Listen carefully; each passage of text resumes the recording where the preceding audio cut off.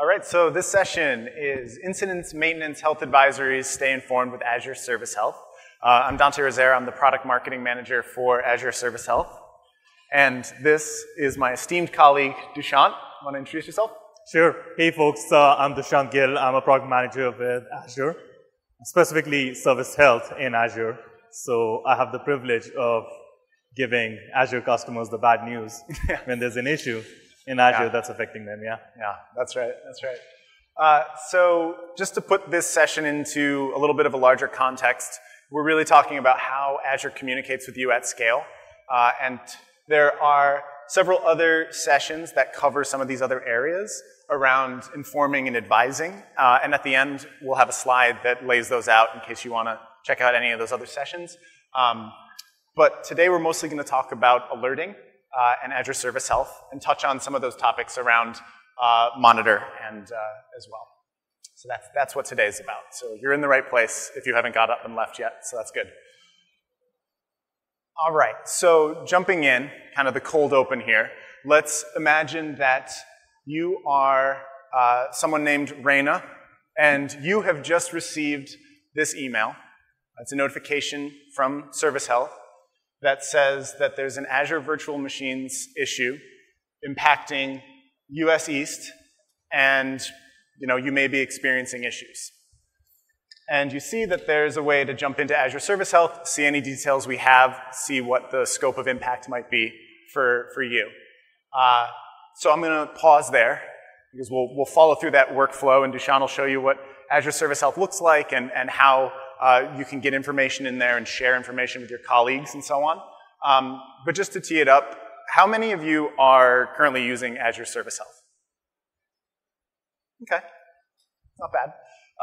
But it seems like most of you haven't used it yet. And I'm assuming if you're here, you're an Azure customer. And so definitely strongly encouraged to use this, because the thing I want to emphasize is that this is the primary channel that we have for communicating with you about anything related to a service incident, planned maintenance, or any kind of health advisory, and that can be things like deprecation as a common example for that category. And so the great thing about it is it's personalized, because it's based on what you're actually doing. So the services you're using, the regions you're using it in. Some of you might be familiar with the Azure status page, status.azure.com, and that's kind of a global view of all regions, all services, and it can give you a view kind of at a glance of what general uptime is, but it only really reports on like wide-ranging large impacts, and then you have to know off the top of your head which regions you're in, which services you're using. It's far better to use Azure Service Health, because we'll tell you if there's a potential impact to you. And so at the end of the session, we'll have some time for questions. So please feel free to think of any questions along the way. But other than that, I think we will get kicked off with the demo so you can actually see what Raina can do now that she's gotten this notification. Cool. Did I switch the display? Great.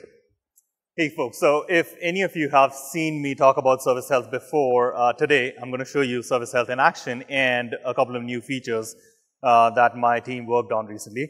Yeah, so Raina got that email informing her that, hey, there's an issue in Azure that's affecting her resources, right? She clicked on the big blue button. She landed on Azure portal. One of the things that she's done is she's pinned this part on her dashboard, this tile on her dashboard, right? She's the ops lead for an application that's only deployed in 2 regions. She doesn't care about the service health of Azure and all of the other 40, 50, 60, 70, and I lose count, all the other regions. She's personalized her view of service health.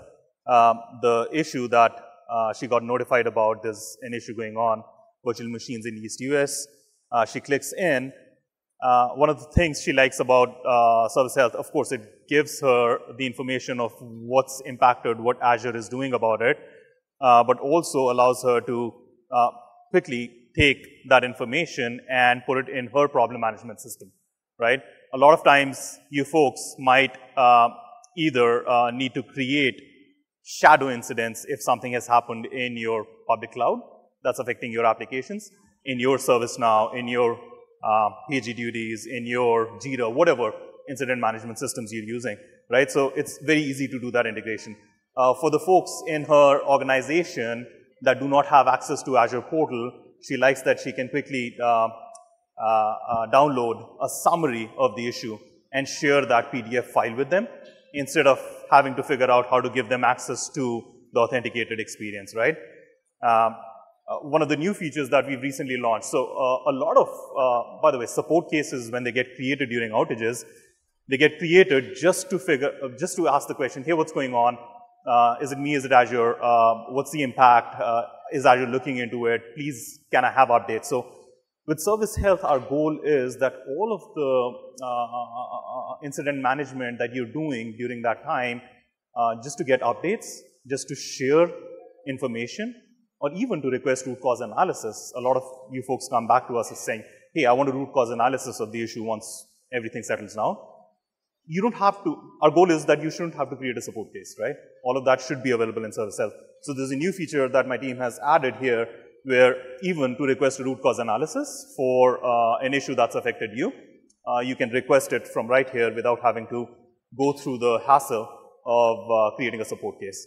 I call it hassle because, of course, if something is self-service, you would rather do that, right? But if you need support, the cool thing is Azure provides you free support during outages, and that is enabled from Service Health. So this link, this experience, a special experience where for Service Health events, Azure enables free support, and you can contact a support person from here. And that's when you really need help in recovering your resources, or if maybe your resources have been left in a bad state and you need help, right? Service Health is not only about outages that are affecting you right now, service issues that are affecting you right now, right?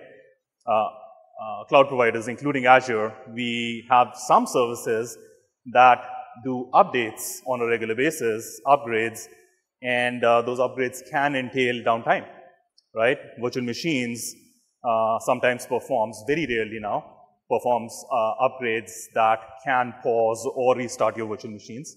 SQL databases perform upgrades that can pause your database. They call it reconfiguration pause for about a few seconds.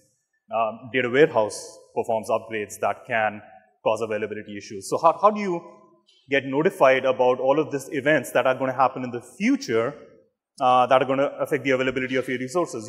Well, Service Health provides you not only service issues, but also planned maintenance events.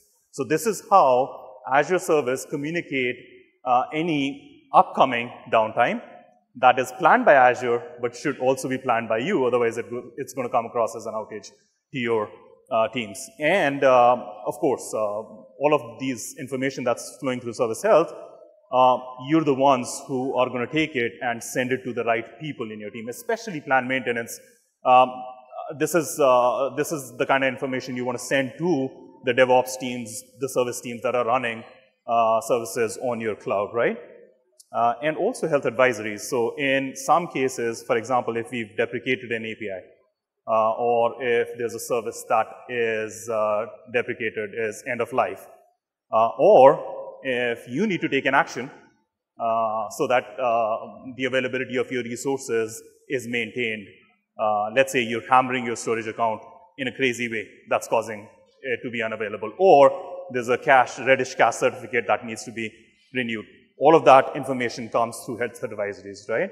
So Service Health is more than just service issues. It's all of this availability-related communication that's coming from Microsoft, from Azure, to your organization. And you should take that and connect it with your systems. Make sure your teams are informed. And how do you do that? So you saw Reina get this email. By the way, Reina set up a health alert. That's how you get notified. Nobody wakes up in the morning saying, oh, I want to see Service Health for my subscription today, right? Yeah. You want to be notified when there is an issue that is affecting you. So here, Reina's created a health alert, Service Health alert, and she's only created it for the few regions that she cares about, that her app is deployed in, and only for the few services that she's using, right, for her application. She has said that if there's any Service Health event happening in that scope, please notify. So she's added one action group for people. Here she's added her email, text message, Azure app. How many of you have installed the Azure app already on your phones? That's very few. That's very good. One big takeaway from this session is install the Azure application, sign in, connect your subscription, and go to Service Health, come by our booth maybe, yep. And we can configure a Service Health alert so that you can get push notifications on your phone, right? It's the easiest way to consume Service Health, right? She's done that. We've also added a voice call feature.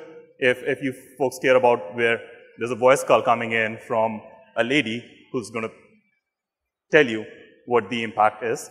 But the most important integration that, from Raina's point of view, is the integration that she's done with her ITSM system, right? Her ServiceNow. So what she's done is, in addition to informing people in her organization, she's also informing her ITSM system. So let's take a look at what this action group looks like, right? So it's got one action, ServiceNow, and it's a webhook. So she's configured this webhook in her ServiceNow system. And with that, all of the notifications are going to her ITSM. So if there is any Azure Service Health issue, it shows up in her ServiceNow, just like an incident, gets assigned to the right team automatically with the right priority. A lot of times, when you're going to be going and talking to your teams, running applications on Azure, they're going to be like, hey, I have enough redundancy. I have enough HA configured that service issues in Azure don't affect me so terribly, so please don't make it a priority one for me, right? Or another team might say that, hey, I'm running this super critical app on a single VM that I've lifted and shifted. If this VM goes down, it's business impact for me, it's priorities one for me, right? How do you do that kind of escalation to different teams in a different? So if you've already configured these applications, these services in your ServiceNow, it's very simple to route Azure Service Health events with different priorities to different teams, right? So that's, this is one example here where Raina has added that integration, and in her ServiceNow, she's getting all the updates from Service Health, including what Azure is doing about it, and even links to the Azure portal, what the impacted subscriptions are. So that all of her incident management, in fact, can be driven from here. Right? By the way, this integration is not only with ServiceNow. You can integrate it with whatever ITSM system you have. My favorite are PagerDuty and ServiceNow. I do with those. Any questions before we move ahead in our demo? All right, Dante, cool. Do you want to take questions in the end? Yeah, we'll do questions at the end there. All right. So I'm going to say one more thing before I hand it over to Dante. Sure. So folks, what happens with service issues with Service Health, by the way, with Azure, with AWS, with Google, these clouds take time, including us. We take time to declare outages, right? We assess impact. We figure out who to notify. And we then notify our customers. The abstraction between Azure resources, the software resources, the platform resources, and the infrastructure that they're running on is increasing every day, right? And to figure out if a rack is down, if a scale unit is down, what customers are impacted, it can take time sometimes. So service issues, the events that you're getting from Service Health could be delayed. The first notification could be delayed up to 30 minutes, up to 45 minutes, right? And that's pretty frustrating time for you, right? You've already started getting calls from your customers within a couple minutes of the issue, and that radio silence for 45 minutes, it's terrible. So Azure is investing in this service. It's one of the largest monitoring services in Azure called Resource Health. Doesn't matter what infrastructure our resources are running on, we are monitoring the platform health of all VMs, all databases, all websites, all Azure resources, so that as soon as there is an impact, there is an issue, we can start notifying our customers, right? So I don't know if has any of you seen this experience before? Please raise your hands if you've seen this blade in Azure before, this UX in Azure before. A couple of head nods, a few hands. So this is the Resource Health UX in Azure, and it's available for more than 30 resource types. Every day, new services in Azure are supporting resource level health. This is essentially the resource reporting, its platform health in real time. Right? Up until now, we did not have an integration for you to be notified for this. And that is changing today. So at this Ignite, we're going to make an announcement. And do you want to switch and take over, Dante? Sure. Cool. All right, yeah, so that's kind of our big announcement for Service Health for Ignite, is that now we have, in preview, immediate alerting on resource health issues. And so basically what that means is, at any, like moment by moment, and I'll jump ahead here, moment by moment, you'll get in your activity logs for those resources updates on the resource health status. And that means what you can do is set up alerts based on those. So let's imagine that you have a resource health issue, and we know that it's platform related, meaning it's on Azure's side.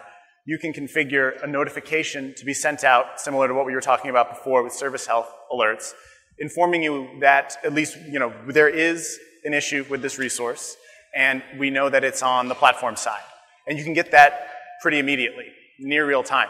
And so it eliminates that kind of lag that Dushan was talking about between when we notice something and when we're able to inform you, because there's a bunch of steps in that process. And so while it doesn't come with a full description of what the issue is, at least you're aware of it right away, so you can start mitigating or getting your teams responding. And then, of course, we'll add on with more once we have assessed the situation.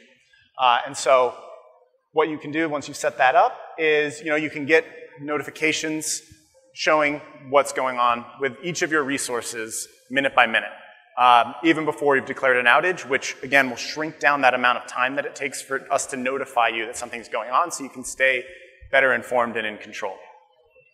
So that's the big announcement for Ignite for Service Health.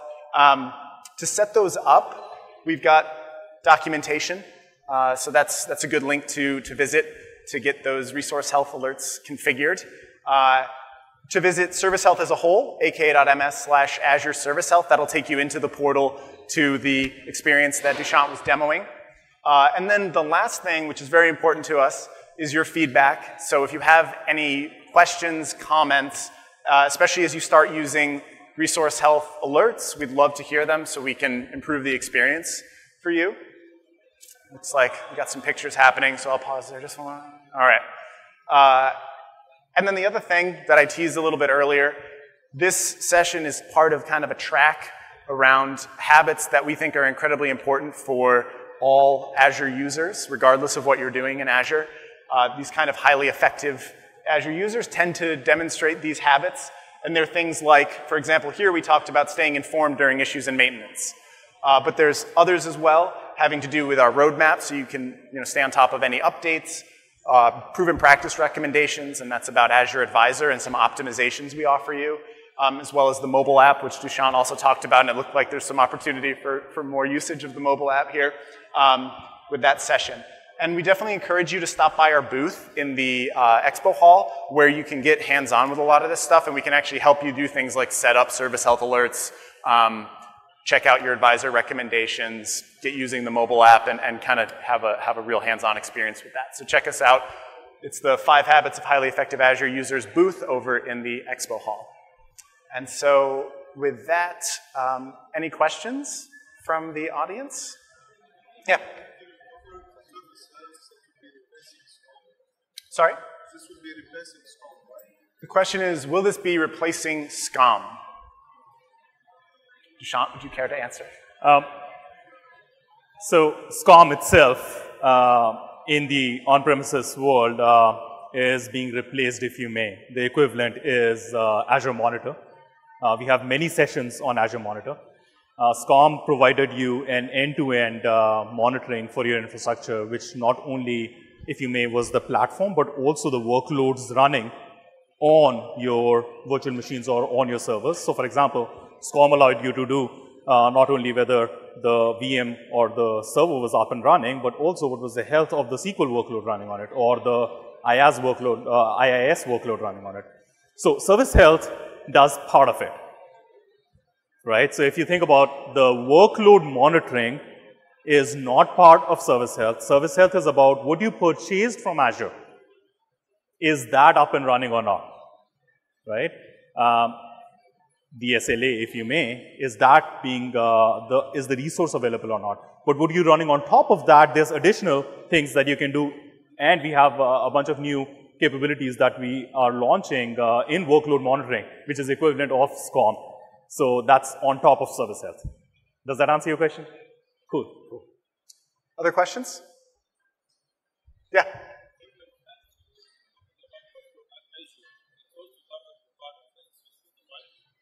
There is an equivalent. So the question was, does this also cover Office 365? There is a product similar to Service Health, similar to Azure Service Health for Office 365, but they're not exactly the same. No, we are only responsible for Azure Service Health. But I mean, if you have a question for them, I can try to get you to the right place if you want to send us an email at that alias. Yeah. Any other questions? Yes? Is that email only, or is that API-driven facing? Yeah, so the question was, are the notifications that we just talked about, the resource health alerts and notifications, are those only email, or can you do those other means of notification as well? And you can do those other means of notification as well. Because it's all tied into Azure Monitor. It's the same, same thing that's under it. In fact, we believe that most usage, in our private preview, most usage was using API. A lot of our customers want to aggregate resource health level information in OMS, in Splunk, and then alert on top of that. And that's all available via activity log. If something is in activity log, you can take it there. Some of our customers were even experimenting doing auto recovery, meaning, hey, this VM has gone down, let me just spin up another VM, or redeploy this VM if the host is having an issue automatically using an API call, using a logic app or a runbook or whatever it is. I would love to see what all things you think about in terms of those integrations with Resource Health. Yeah? Absolutely. Cool. Any last questions? I know we're kind of over time. All right. Cool. Great. Thank you so much for your time. Appreciate it. Thank you. See ya.